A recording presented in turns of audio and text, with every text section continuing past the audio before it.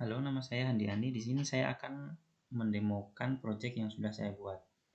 Project ini saya kerjakan sendirian selama kurang lebih 3 minggu sampai 1 bulan.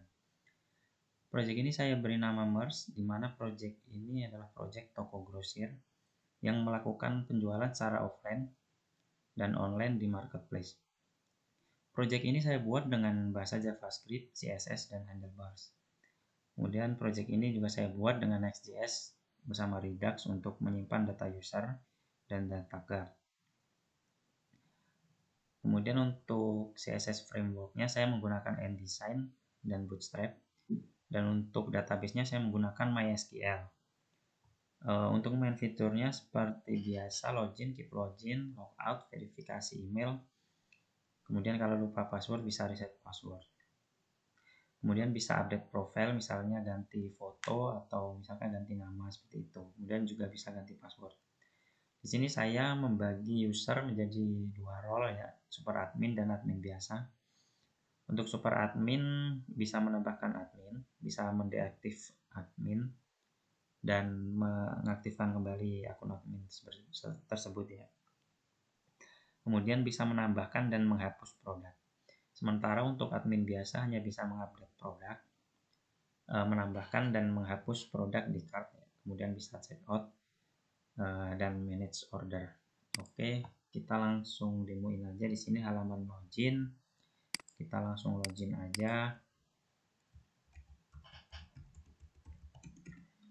Misalkan di sini akunnya, emailnya belum terdaftar, dia akan muncul error seperti ini. Kemudian misalkan passwordnya salah, akan muncul error seperti ini. Oke, ini adalah halaman utamanya. Di pojok kanan atas ini adalah informasi usernya, kemudian sebelah kirinya ada card ya di sini. Di sini saya tampilkan 3. Kemudian di sini profilnya. Kita juga bisa ganti profilnya, misalkan nama belakang saya ganti. Kemudian misalkan fotonya juga saya ganti. Misalkan saya ganti dengan ini, kemudian save. Dia akan langsung terupdate fotonya, kemudian belakangnya tadi ya. Oke, kemudian kita bisa mengganti password. Ketika mengganti password, kita diminta untuk memasukkan password sebelumnya. Kemudian password baru. Di sini saya melakukan validasi ya, minimal 8 karakter, harus mengandung huruf besar, huruf kecil, number, dan simbol.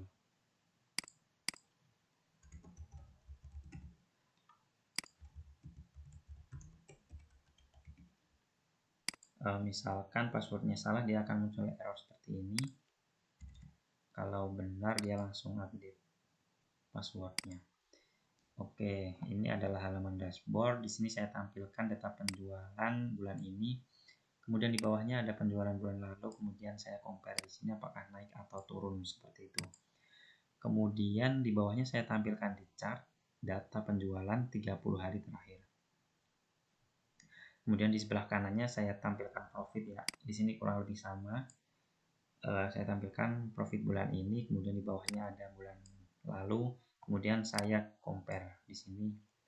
Kemudian di bawahnya juga saya tampilkan di chart data profit 30 hari terakhir.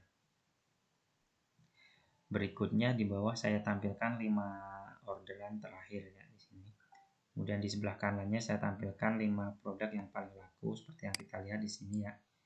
Yang sudah terjual sekian seperti ini ya. Kemudian berikutnya di halaman produk, di sini saya membuat 2 tab, product card dan product list seperti ini, di mana di product card hanya bisa menambahkan card seperti ini aja. Dia langsung tertambahkan di card.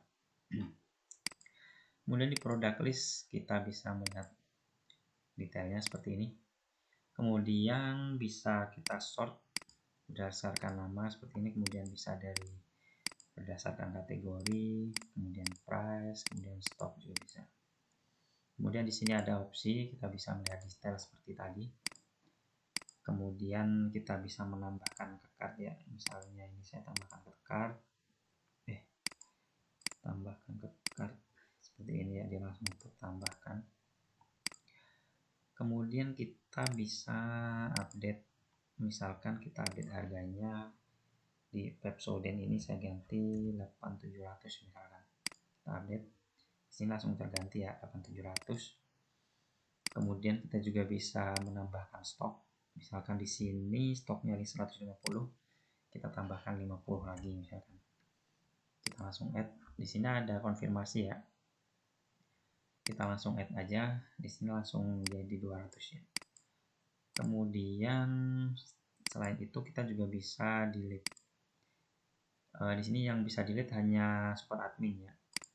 Di sini ada konfirmasi ketika di delete dia akan langsung terdelete.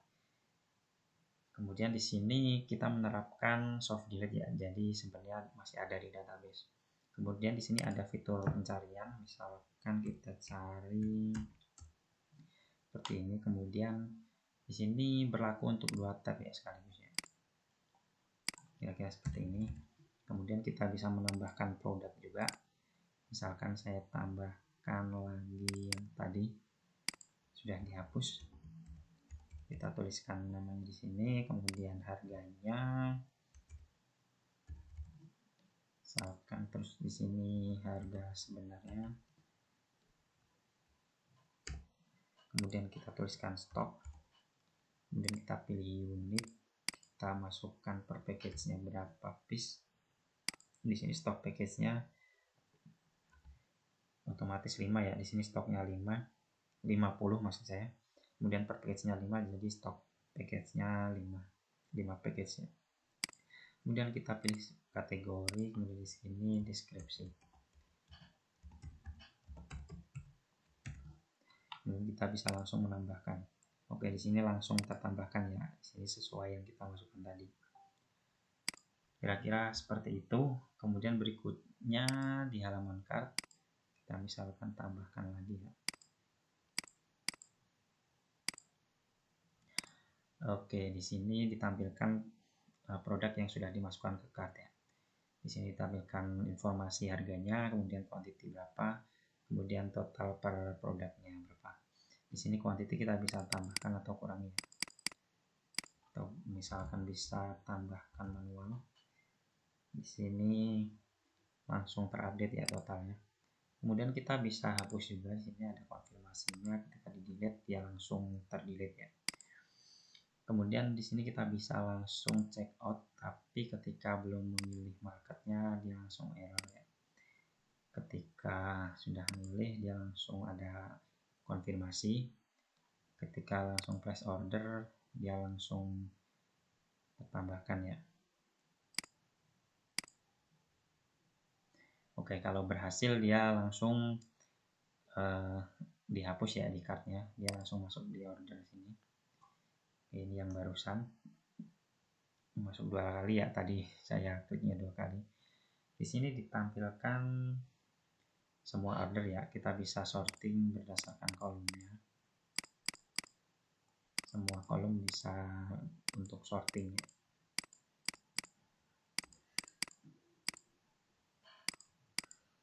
Seperti ini kira-kira. Kemudian kita bisa lihat detailnya di sini. Di sini tampilkan data tokonya ya, kemudian di sini data invoice-nya. Di sini ada invoice ID, kemudian ada tanggalnya. Kemudian di sini ada produknya apa aja, kemudian harganya berapa, quantity berapa, total per produknya berapa. Kemudian di bawah sini ada grand total, kira-kira seperti ini. Kemudian di sini ada status, defaultnya packaging. Kita bisa set juga ketika dia statusnya packaging, dia bisa set sheet kayak gini. Jadi kita kirimkan gitu misalnya gitu. Kemudian kita udah dikirimkan bisa set sudah terkirim seperti ini. Kemudian kalau udah diterima bisa di set done seperti ini. Kemudian atau kalau di retur kita set retur seperti ini. Kemudian bisa kita cari berdasarkan invoice ID ya. Misalkan kita cari misalkan seperti ini, kira seperti ini. Oke, berikutnya halaman admin. Di sini menampilkan semua admin. Di sini super admin juga bisa menambahkan admin baru. Misalkan kita tambahkan baru. Di sini last name sifatnya opsional ya, jadi bisa nggak diisi. Misalkan di sini emailnya udah terdaftar, dia akan muncul error seperti ini.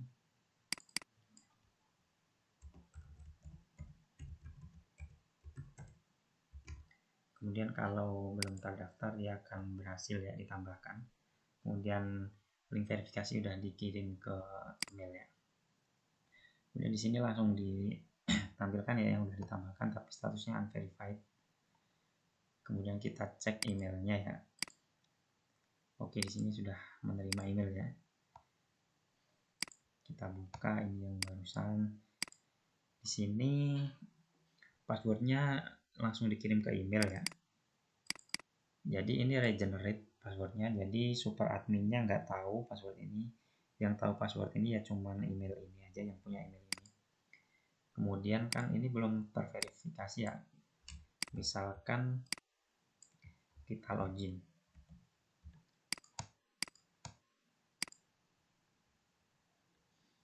Tadi emailnya ini, kemudian passwordnya ini.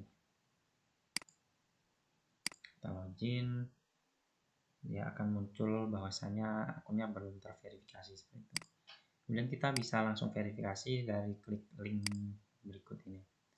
Di sini linknya saya URL-nya menggunakan token ya. Jadi pertama kali mengakses halaman ini tuh sebenarnya mengecek token ini apakah masih valid apa enggak, apakah sudah expired atau belum, seperti itu. Apakah tokennya ini valid apa enggak, seperti itu. Ketika enggak valid atau sudah expired, dia akan ditampilkan link expired seperti itu. Oke, kemudian misalkan kita langsung login ya. Oke, dia berhasil login ya. Kemudian satu lagi kita fitur forgot password ya. Misalkan kita input email yang nggak terdaftar, dia akan muncul error seperti ini. Kemudian kalau emailnya terdaftar ya langsung terkirim ya. Di sini errornya masih tampil ya. Oke, bisa di fix lain kali. Kemudian kita cek email kita. Di sini sudah menerima email ya, bahwasanya minta reset password seperti itu. Kita bisa langsung klik linknya. Kemudian di sini URL-nya juga menggunakan token seperti verifikasi tadi. Dia akan mengecek token tersebut. Ketika tokennya masih valid, dia akan muncul form ganti password seperti ini.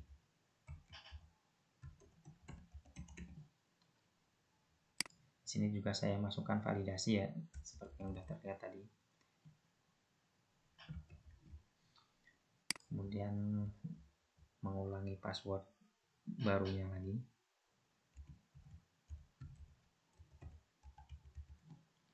Kemudian ketika kita klik reset, dia akan ada pemberitahuan bahwasanya berhasil di reset. Kemudian kita bisa login di sini. Oke.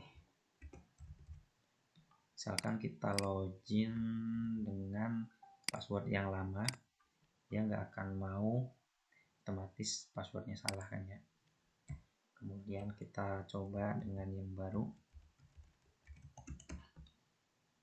maka dia akan berhasil karena sudah diganti passwordnya. Oke, kurang lebih seperti itu proyeknya sudah saya buat.